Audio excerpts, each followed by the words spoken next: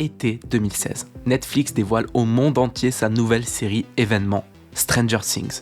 En novembre 1983, un garçon de 12 ans disparaît lorsqu'il rentre chez lui après une soirée jeu. Sa mère, la police et ses amis se lancent alors à sa recherche et vont tomber sur un secret planqué au cœur de la paisible ville de Hawkins.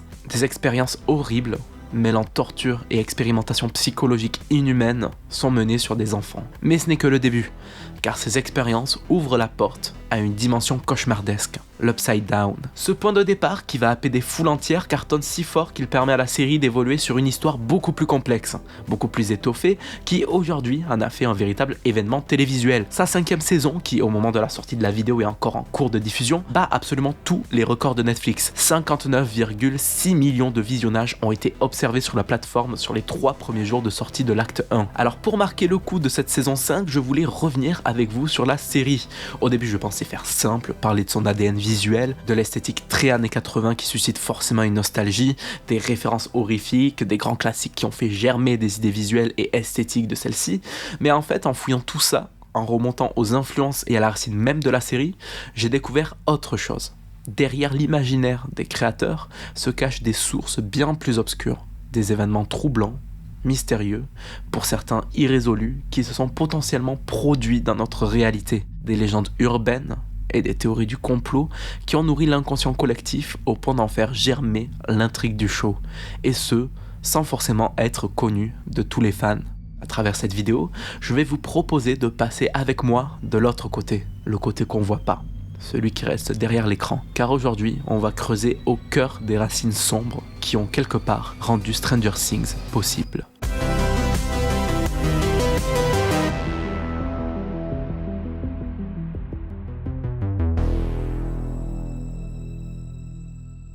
Philadelphie, automne 1943. Sur le pont d'un navire militaire d'escorte, l'USS Eldridge, on charge des équipements classés secrets. De longs câbles longent la coque, pendant que des gros générateurs grondent un peu plus loin. En clair, une expérience reliée à une grosse technologie est sur le point d'avoir lieu. Les interrupteurs déclenchant les machines sont alors basculés par les militaires et scientifiques présents à bord, et soudain, le métal du bateau se met à vibrer, et une succession d'événements troublants se met à avoir lieu. Un halo verdâtre s'amasse, engloutit tout sur son passage, et d'un coup, plus rien, plus de bruit de bottes marchant sur le sol, de voix graves commandant quoi que ce soit, l'USS Eldridge disparaît avec ses marins, laissant la mer seule avec elle-même.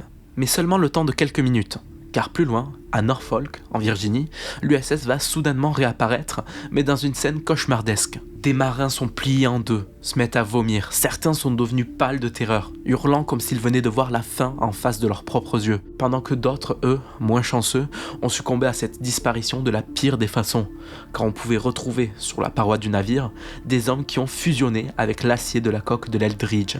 L'expérimentation, menée par le gouvernement, avait pour but de rendre le navire invisible pendant la Seconde Guerre mondiale. Le rendre d'abord invisible au radar allemand, mais aussi à l'œil humain. Au final, celle-ci a mené l'USS Eldridge à subir ce qui semble être les conséquences d'une distorsion du temps et de la réalité. Voilà ce qu'on appelle le Philadelphia Experiment. C'est une légende née après-guerre qui n'a jamais réellement cessé de courir, parce qu'aussi invraisemblable soit-elle, elle laisse croire qu'un jour, la physique a cédé et que les hommes ont voulu profiter de cette brèche à leur avantage. Car la légende de la Philadelphia Experiment sert toujours de point de départ pour parler du sujet qu'on va aborder aujourd'hui. Parce qu'après ce qu'il se serait passé en 1943, l'affaire aurait été étouffée. Les preuves supprimées et les expérimentations pour exploiter cette brèche auraient été poursuivies ailleurs sous un nouvel intitulé, celui du projet Montauk. À New York, plus précisément à Long Island, île du nord-est des États-Unis, se trouve une petite localité de quelques milliers d'habitants du nom de Montauk. C'est une petite bourgade tranquille, on y trouve un port qui somnole, des maisons basses, et ici ce n'est pas le pas pressé des passants qui rythme le coin, c'est plutôt le cri des mouettes et les raclements de gorge des pêcheurs trop matinaux qui le font. Seulement, dans ce petit bout de terre tranquille, il y a un élément qui fait tache dans le décor. Une construction massive, froide, plantée sur une des falaises, en plein milieu d'un parc d'état appelé le Camp Hero.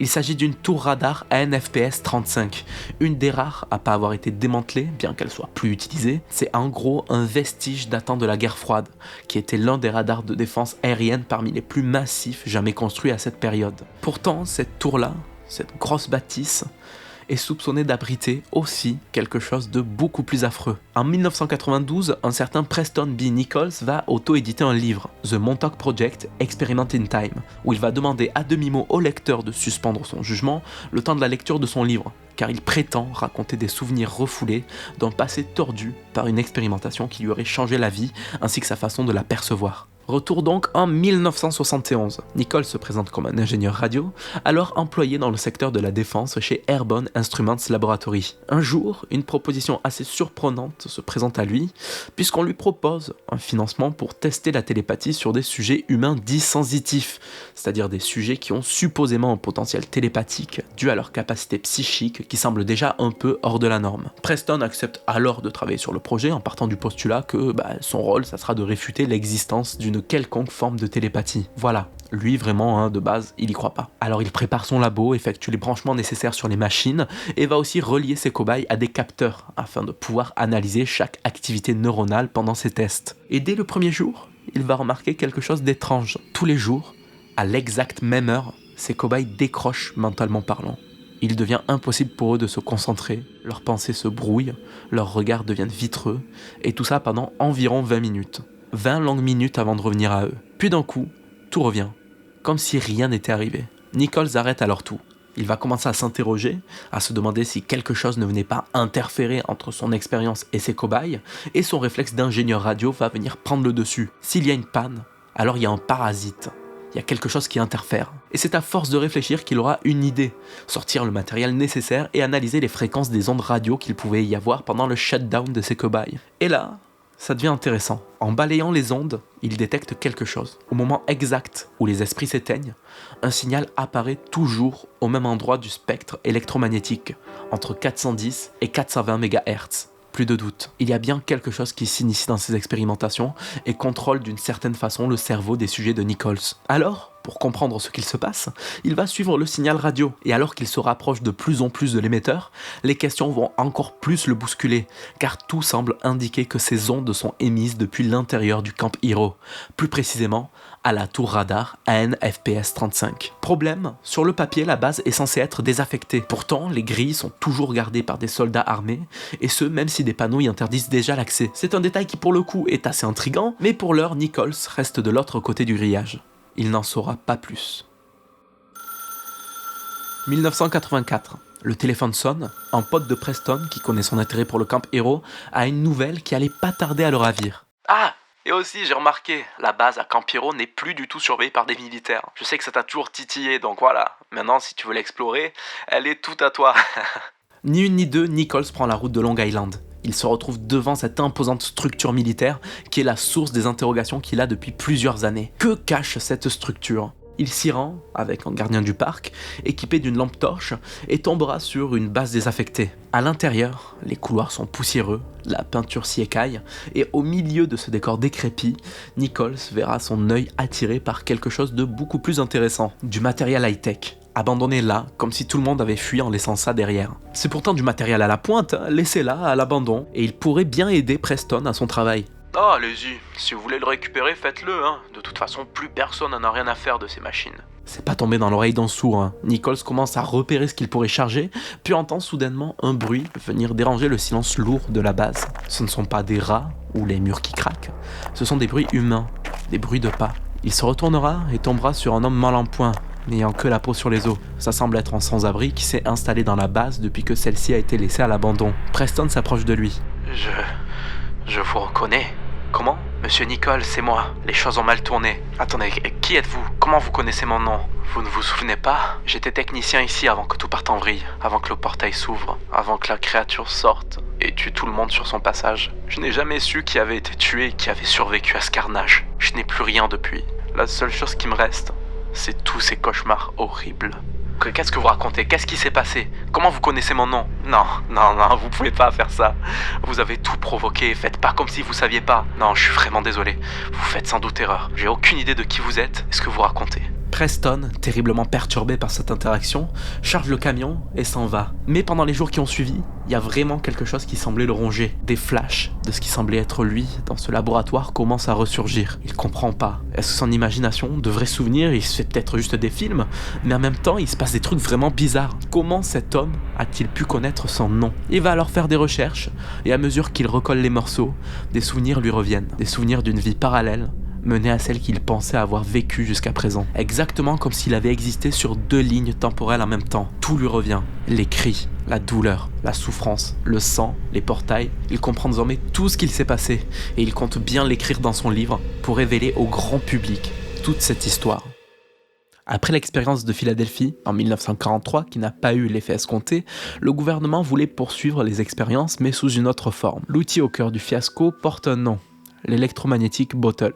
En gros, on peut dire que c'est une bulle de champ électromagnétique qui isole un objet du monde extérieur et tord suffisamment l'espace pour le faire glisser ailleurs. Sur l'USS Eldridge, cette bulle ne l'a pas seulement rendu invisible. Elle a arraché le navire à son point d'origine et l'en a téléporté. Et même si le résultat a été une catastrophe, les principaux dirigeants de cette expérimentation ont vu ça comme une façon d'expérimenter un peu plus leur technologie et l'axer sur la possibilité de téléporter des sujets. Mais sans pour autant que ça se termine en catastrophe, comme avec l'expérience de Philadelphie. Donc on reprend les travaux avec la même technologie, mais cette fois-ci, elle va être repensée pour permettre à l'homme de déjà survivre à l'expérience et ensuite ne pas avoir de séquelles. C'est ce qu'on va appeler du coup le projet Phoenix. Et à partir de là, le résultat sera dingue. Parce qu'en fait, le problème c'était que dès qu'on isolait quelqu'un dans cette machine, son horloge intérieure commençait à perdre pied. C'est pour ça que pendant la téléportation de l'USS, certains n'ont pas supporté le voyage temporel et dimensionnel qui est nécessaire à la téléportation. Pour contrer ça, la solution sera que pendant le passage du sujet dans la machine,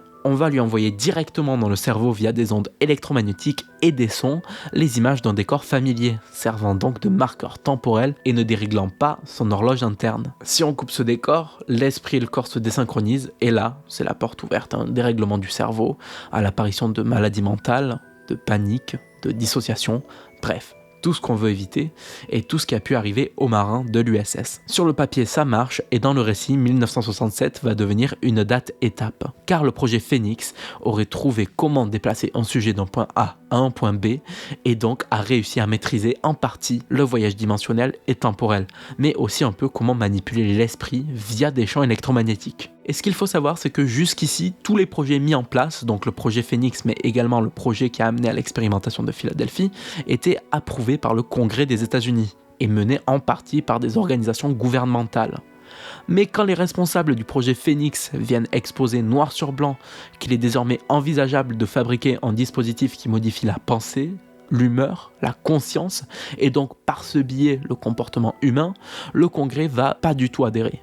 Voilà, le Congrès va pas suivre et ne va pas permettre un financement pour continuer à creuser de ce côté-là. Mais malgré ça, les chercheurs ne vont pas laisser cette décision les affecter, puisqu'ils vont aller frapper chez le département de la défense des États-Unis. De leur côté, eux, ils voient là une opportunité d'avoir une longueur d'avance sur les armées ennemies si les expériences s'avèrent être un succès. Ils pourront littéralement avoir des petits soldats manipulés par la pensée, dont la psyché pourrait être la force pour battre l'ennemi à plate couture. Donc évidemment, le département de la défense va accepter de financer et d'aider l'expérimentation, mais seulement à condition que ça reste discret, car eux, ils risquent gros, sachant que le Congrès n'a pas du tout approuvé le projet. Le projet Phoenix va évoluer et les laboratoires vont déménager pour un endroit plus tranquille, loin de tout soupçon, de tout contrôle, et au plus près d'une tour radar puissante, capable de fonctionner entre 425 et 450 MHz, une fréquence censée être capable d'accéder à la conscience humaine. C'est à ce moment-là que le projet Phoenix va alors devenir le projet Montauk. Le but de ce projet tient en une phrase: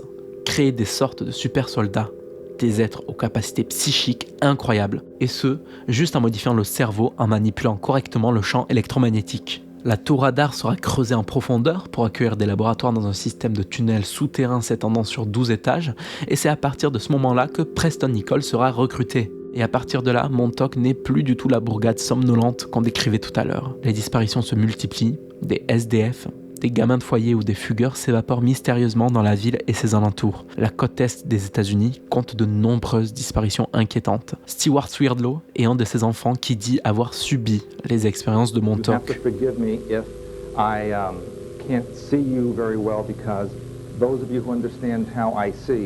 I don't see physical reality the way conventional people see. I can only see electromagnetic fields. Swerdlow fait partie de ces enfants qui deviendront ce qu'on appellera les Montauk Boys. Ils sont enlevés, puis amenés sous la tour, enfermés dans des pièces blindées, coupés du monde et soumis à plusieurs types d'expérimentations comme la célèbre chaise de Montauk.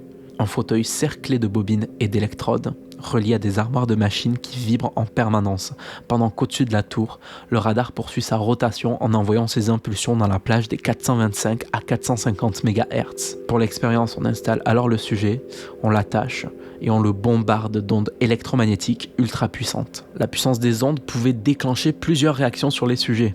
Chez certains, le corps se raidit d'un seul coup, les muscles se contractent, comme si quelque chose brûlait à l'intérieur d'eux-mêmes, et la douleur se synthétise alors en cris, en pleurs ou en hurlements de panique. Chez d'autres, c'est l'exact opposé.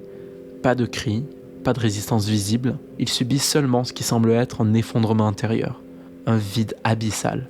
Face à ça, les réglages changent sans arrêt. On augmente l'intensité, on observe, on redescend d'un cran, on modifie la fréquence, on note les réactions, puis on recommence, encore et encore, à la recherche d'un point d'équilibre que personne ne sait définir à l'avance, puisqu'il n'y a pas encore eu de seuil clairement identifié.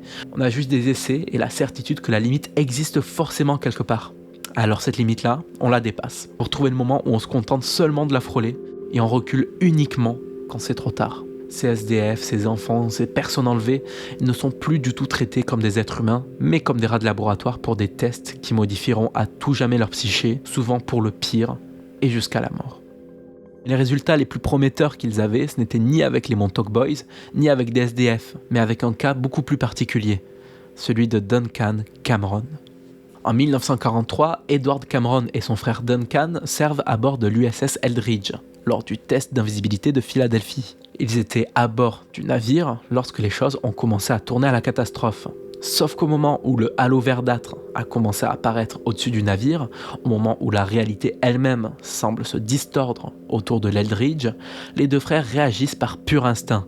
Ils sautent du navire, sauf qu'ils tomberont pas à la mer. Ils font exactement ce que le navire est en train de faire à ce moment-là. Ils traversent le temps, l'espace, jusqu'à atterrir en pleine vitesse sur un sol froid. Ils ne sont plus à Philadelphie en 1943, mais bien à Montauk dans les années 80. Les deux frères viennent à ce moment-là de bondir de près de 40 ans dans le futur. Duncan, sans le savoir, vient d'atterrir au cœur même des expérimentations sur les portails et les distorsions dimensionnelles, qui font aussi partie du programme du projet Montauk, comme on l'a vu un peu précédemment. Pour Nichols et les opérateurs présents, ce n'est pas un simple accident. Très vite, après plusieurs séries de tests, quelque chose va sauter aux yeux. La psyché de Duncan sort de la norme, et ce, dans le sens le plus littéral du terme. Peut-être que le voyage l'avait affecté, peut-être que c'était inné, on ne sait pas. Tout ce qu'on sait, c'est que parmi tous les sujets tests qui sont montés sur la chaise de Montauk, c'est Duncan qui avait eu les résultats les plus prometteurs. Son frère Edward, lui, est rapidement extrait du programme et il sera réinséré plus tôt dans la trame temporelle, sous une autre identité, celle de Hal Bielek, un nom qui deviendra central dans la mythologie du projet Montauk, puisqu'il prendra la parole à de nombreuses reprises pour raconter sa version des faits. Et Duncan, lui, de son côté, sera encore plus modifié génétiquement pour encore plus tailler le potentiel de ses pouvoirs psychiques. Certains récits parlent de beaucoup de choses sur Duncan, il y a tout un tas d'histoires sur justement les modifications qu'il a pu subir, etc. Mais pour pas s'éparpiller et pour pas aller dans trop d'incohérences non plus, ce qu'il faut retenir, c'est qu'au fil des expérimentations et des modifications psychiques qu'il subissait via les ondes, celui-ci a réussi des exploits que personne n'avait pu accomplir jusque-là. Il pouvait contrôler les pensées des autres, mais aussi leur comportement. Et l'apogée de l'expérience sera lorsque Duncan arrivera à matérialiser sa propre pensée dans le monde réel. C'est-à-dire qu'il avait atteint un stade où il pouvait synthétiser un objet juste en y pensant, parfois juste en le matérialisant visuellement aux yeux de tous, sans pour autant que celui-ci soit réellement présent, un peu comme par holographie, et parfois les matérialiser en vrais objets, solides, réels, bref. Le projet a réussi ce qu'il cherchait à faire depuis le début, créer des êtres humains aux capacités psychiques exceptionnelles. Seulement, les résultats de cette expérience ne sont pas obtenus sans prix. Ça a été fait avec des pratiques barbares, en tuant littéralement des êtres humains pour y arriver. Sauf qu'en voulant aller trop loin, et en s'intéressant encore plus aux limites de la psyché et de la maîtrise de l'espace-temps, les choses vont finir par prendre un tournant dramatique. À mesure que le projet Montauk prenait de l'ampleur, le site se remplissait. Des scientifiques, des techniciens, des opérateurs, des agents gouvernementaux se succèdent dans les salles souterraines pour assister aux tests. Et même si beaucoup se taisent, il est difficile d'imaginer que tous soient parfaitement à l'aise avec ce qui est en train de se passer ici à Montauk. Parce qu'au fil des jours, les expériences vont toujours plus loin. Les limites sont repoussées sans cesse, et avec un individu comme Duncan Cameron, dont la puissance psychique ne cesse de croître, il y a une incertitude qui commence à s'installer. Qu'est-ce qu'il se passerait si quelque chose dérapait? Ou pire, si un être pareil venait à tomber entre de mauvaises mains? La question inquiète. Et quelque part, un groupe de personnes à l'intérieur du programme, dont Preston Nichols, commence à douter et à s'alarmer de la situation. À ce stade-là de l'expérience, des portails permettant de voyager à travers l'espace-temps ont été testés, même si pour l'instant ils n'ont pas encore été entièrement maîtrisés. Puisqu'un jour, le 12 août 1983, un événement inquiétant va avoir lieu. À travers le portail, un gros navire va commencer à être visible. Ce gros navire, c'est l'USS Eldridge, le bateau d'escorte de l'expérience de Philadelphie qui semble s'être perdu dans l'espace-temps. Tous les gens présents ont alors observé une scène digne d'un film. Ils voient littéralement ce qu'il s'est passé durant le laps de temps où le bateau a disparu en 1943, quand après l'apparition du halo verdâtre, celui-ci s'est perdu dans l'espace et le temps. Les opérateurs parviennent finalement à guider le navire pour le réinsérer dans sa ligne temporelle d'origine, mais pour Preston, quelque chose de très grave vient de se passer. Ils viennent littéralement d'assister à un paradoxe temporel, puisque Duncan Cameron, à la base, il était à bord de l'Eldridge en 1943, et pourtant, il était aussi présent là en 1983, et en observant d'une certaine façon sa propre disparition dans le temps. Deux versions du même homme, séparées par 40 ans, se croisent à travers une brèche temporelle. À partir de là, Preston comprend que le projet a dépassé toute limite. Lui qui doutait déjà de l'expérience avec d'autres employés, veut alors déclencher un programme qu'ils avaient minutieusement implanté dans le cerveau de Duncan lors de précédents tests sur sa psyché. Ils ont programmé dans son esprit une phrase clé qui, lorsqu'elle est prononcée, va forcer Duncan à exécuter une tâche psychique. La tâche en question, matérialiser une force capable d'arrêter toute l'expérimentation. Face à la scène qu'il vient de voir, Preston sait qu'il n'y a plus le choix. Il voit que l'expérimentation a pris des proportions apocalyptiques, selon ses propres mots, et il va courir vers Duncan, toujours accroché à la chaise de Montauk, pour lui chuchoter à l'oreille 4 mots. 4 mots censés déclencher l'arrêt de tout. Le temps est venu. D'un coup, Duncan devient incontrôlable, et Preston, ainsi que tous les gens présents, ont assisté à une scène cauchemardesque, sur laquelle ils n'avaient aucun contrôle. Une créature sortira du subconscient de Duncan et elle sera décrite par Preston comme étant grosse, velue, mais surtout affamée et animée d'une malveillance destructrice. Montauk vient de franchir un point de non-retour. En croyant arrêter l'expérience, il venait en fait de créer la pire chose qu'elle ait jamais créée. La bête détruit alors tout sur son passage. Et la salle se transforme en véritable massacre incontrôlable. Dans ce chaos absolu, des scientifiques, des techniciens, des opérateurs tentent de fuir, certains trébuchent, d'autres hurlent, mais il n'y a nulle part où aller. Et très vite, le sang se mêle aux cris et au bruit strident des alarmes qui résonnent dans toute l'enceinte. Pour stopper la bête, les directeurs ont dû prendre une décision, arrêter tout. Le radar de la tour va alors être désactivé et les machines être privées d'électricité. À ce stade-là, il fallait tout débrancher, et c'est qu'une fois ceci fait, que la bête a pu être elle aussi désactivée. Son corps se videra de toutes sortes de vie en un claquement de doigts, ne laissant que sa carcasse rejoindre celle des employés, dont les corps semblent être déjà cloués au sol. Suite à ça, l'expérience de Montauk a été immédiatement arrêtée et tous ceux ayant été impliqués d'une façon ou d'une autre dans l'affaire ont pour certains subi un lavage de cerveau pour oublier tous les souvenirs liés à Montauk ou ont pour d'autres juré sur serment de tout garder secret. Les moins chanceux, les rebelles, eux, ont eu un destin beaucoup plus tragique puisqu'ils ont été abattus de sang-froid. Toutes les preuves auraient été effacées par le gouvernement. Tous les dossiers, absolument tout pouvant prouver l'existence de tout ça, auraient été détruits. Aujourd'hui, le camp Piro est à tout jamais marqué par ces histoires et la légende semble toujours revenir à un moment donné, exactement comme si Montauk était destinée à ne jamais faire le deuil de ce qu'on raconte à son sujet. Elle a notamment refait surface en 2008 lorsqu'un étrange corps sans vie s'est échoué sur une plage à Montauk.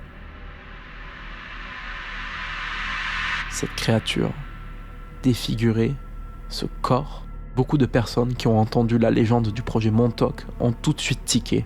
Pour eux, c'est une certitude. Cette étrange créature et la carcasse de la bête de Montauk, sa forme monstrueuse, sa fourrure. La description semble fidèle à celle décrite par Preston, à l'exception de la taille.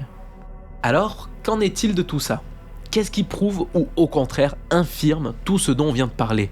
Est-ce que le projet Montauk a réellement eu lieu ? Est-ce que finalement Stranger Things, de par l'inspiration de cette légende, est en réalité beaucoup plus proche d'une histoire vraie que ce qu'on pourrait penser ? Eh bien, si on creuse un peu, la réponse paraît assez évidente. Mais bon, on va prendre les choses point par point. À Montauk, ce qui a permis à la légende d'exister en dehors de l'aura de mystère que dégage le Camp Hero et la Tour Radar, c'est des témoignages. Des personnes qui jurent avoir vécu toutes ces histoires. Preston Nichols sera la mèche qui allumera tout lorsqu'en 1992, il sortira un livre retraçant tout ce qu'il dit avoir vécu et décrivant avec une précision folle tous les événements qu'on a voulu lui faire oublier avec un lavage de cerveau. Duncan Cameron et son frère prennent par exemple, lorsqu'ils en ont l'occasion, la parole sur tout ça.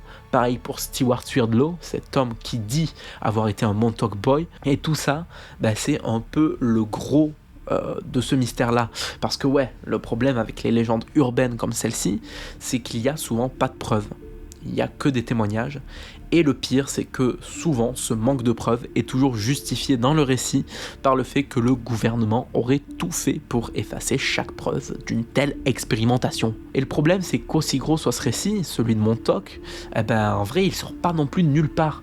Après tout, le gouvernement américain a déjà mené des expérimentations illégales sur des êtres humains sans leur consentement dans le cadre de projets top secrets, tout en essayant après d'en supprimer toutes les preuves. Le cas le plus connu à ce jour reste encore le projet MKUltra, un programme illégal lancé par la CIA en 1953 qui avait pour but d'explorer sur des cobayes humains, la plupart du temps à leur insu, la manipulation mentale et la modification du comportement et de la psyché via des expérimentations incluant des prises de drogue synthétiques comme par exemple le LSD, mais aussi d'autres types d'expérimentations durant lesquelles les cobayes subiront des électrochocs, des coups, de l'harcèlement assez hardcore ou encore des inhalations d'agents chimiques et biologiques. C'est ce qu'on sait de par le compte-rendu officiel de l'audition du Sénat américain sur le sujet, car de nombreux dossiers ont disparu après qu'une destruction des archives MKUltra soit ordonnée en 1973. C'est-à-dire qu'il y a encore énormément de choses qu'on ne sait pas sur le projet MKUltra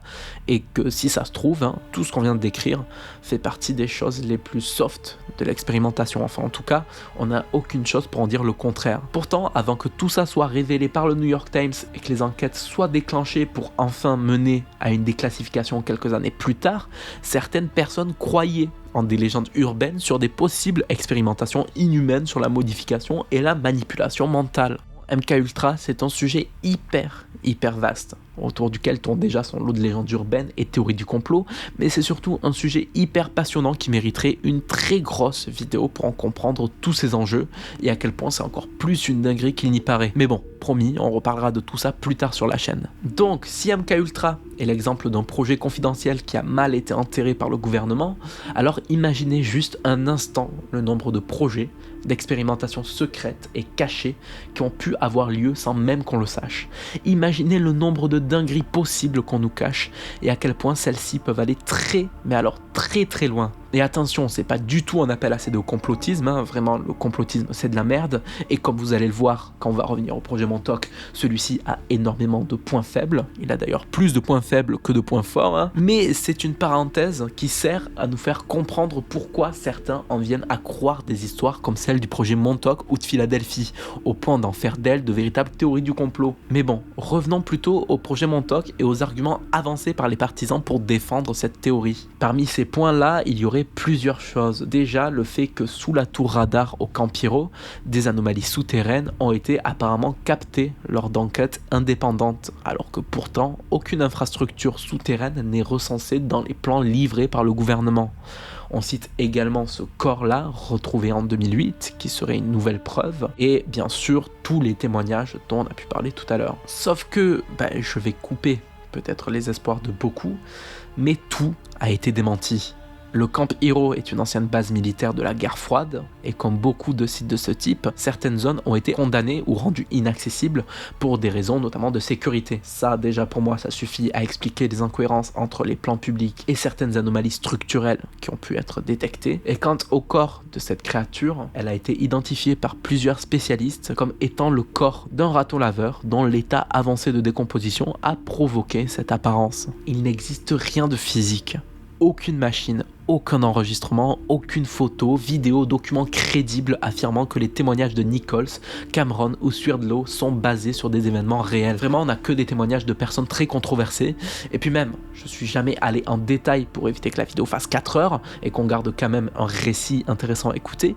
Mais l'histoire du projet Montauk est bourrée d'incohérences, à la fois dans sa propre mythologie, mais aussi sur l'aspect technique et scientifique. Ensuite, pour tout ce qui concerne l'expérience de Philadelphie, évidemment, toute trace d'un tel projet n'a jamais réellement été trouvée, et les lettres de survivants à cette expérimentation seront démasquées comme étant fausses. Et la Navy, de son côté, elle, a totalement démenti le fait qu'une telle expérience ait pu avoir lieu, indiquant même que les dates de la légende sont totalement incohérentes avec les dates de voyage de l'USS Eldridge, qui, le 12 août 1943, ne se trouvait absolument pas à Philadelphie. Alors oui, on ne saura probablement jamais si quelque chose de vaguement similaire au projet Montauk a pu exister sous une autre forme, ailleurs, ou sous un autre nom. Mais ce qu'on sait en revanche, c'est l'impact colossal que cette légende a eu sur l'imaginaire collectif.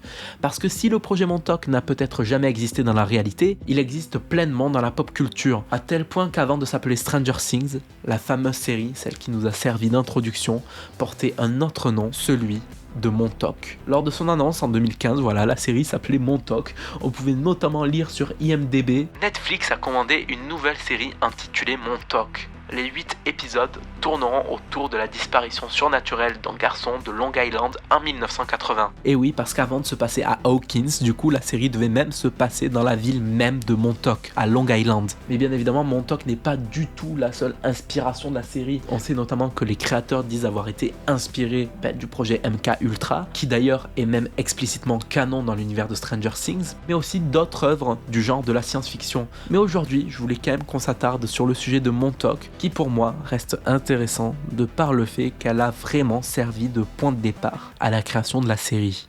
Merci à vous d'avoir suivi cette vidéo. Alors oui, voilà, aujourd'hui on est en voix off. Il y a eu beaucoup de choses à faire. J'ai pas eu le temps de mettre en place toutes les lumières, les installations, etc. Donc là, on va dire que j'ai enregistré un peu, voilà, à la bonne franquette. Pareil pour le montage, c'est un montage un peu plus rapide aujourd'hui. Mais je voulais quand même revenir sur 2-3 petits trucs. Notamment, si jamais le sujet de Montauk vous a intéressé et que vous voulez en savoir plus, je me suis beaucoup appuyé sur un documentaire disponible sur YouTube. Un documentaire en anglais d'une certaine Stephanie Harlowe qui a vraiment fait un taf monstrueux sur le sujet. Vraiment, la vidéo elle dure 2 heures, mais bon Dieu, qu'est-ce que cette vidéo est trop cool, trop intéressante lorsqu'on s'intéresse un peu au récit du projet Montauk. Je me suis aussi énormément appuyé sur le livre, The Montauk Project, que lui je ne recommanderais pas parce que j'avoue que je sais pas trop en fait ce qu'il y a derrière la tête de l'auteur, derrière la tête de Preston Nichols. Pourquoi est-ce qu'il a voulu créer cette mythologie là en faisant croire que c'est réel. Voilà, moi j'avoue c'est le genre de choses où voilà, j'ai un peu de mal. Je veux pas que les gens tombent non plus dans le complotisme de bas étage. Évidemment, l'histoire, elle est très curieuse. C'est toujours cool de suivre ce genre de récit, surtout quand on sait que ça inspire des gros récits comme celui de Stranger Things, etc.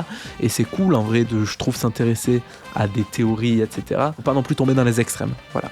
Parce que beaucoup de théories du complot et de complotistes sombrent dans des dérives notamment sectaires. Tout ça, c'est peut-être des choses dont on parlera dans une autre vidéo, je ne sais pas encore, on verra. Mais c'est un sujet, pour le coup, qui est très très grave et sur lequel je vous invite vraiment à faire attention et surtout à faire attention à ne pas tomber, on va dire, dans une spirale de contenu complotiste qui au bout d'un moment peuvent juste te faire totalement perdre pied avec la réalité, surtout quand on est jeune. Et bref, en tout cas, si vous voulez rien rater des prochaines vidéos, moi j'ai plus qu'à vous inviter à vous abonner, à me suivre sur les réseaux sociaux, @ChromicMarvel, toujours sur Instagram, sur X, même si je reste plutôt actif sur Instagram et moins sur X, mais ça on va pas trop le dire. Si la vidéo vous a plu, n'hésitez pas, commentez-la, dites-moi votre avis en commentaire et laissez un pouce bleu, ça fait toujours plaisir d'avoir du soutien. Et moi j'ai plus qu'à vous dire à bientôt sur Chromic pour de nouvelles chroniques. Ciao.